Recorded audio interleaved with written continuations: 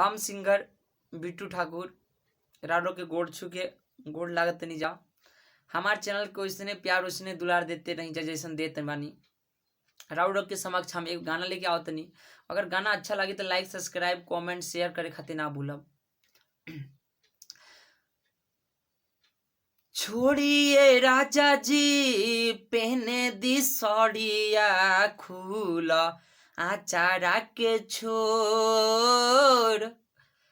सुनिए राजा जी पहने दी सड़िया खोला आचारा के छोर।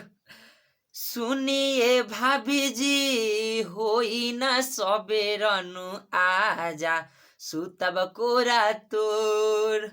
सुनिए भाभी जिनु आजा से जरिया सुतब आचारा के कोर। और मानो ये देवर जी होई गलतिया सूता लाहा में तोर।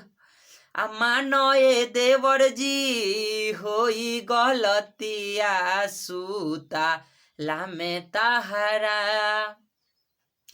जवन अनु बात बटे खोली के बताई देही रोअब जहनी राउआ।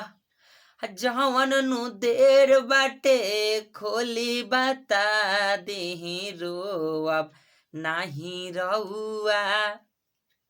भैया से कही के खिड़की खोला दी कहत बानी भोरे भोर।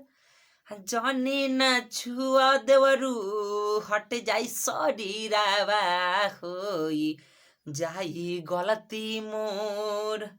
अरे भैया जे देखी है तो मरी है थापाड़ावा रोते रोते भी न सोर।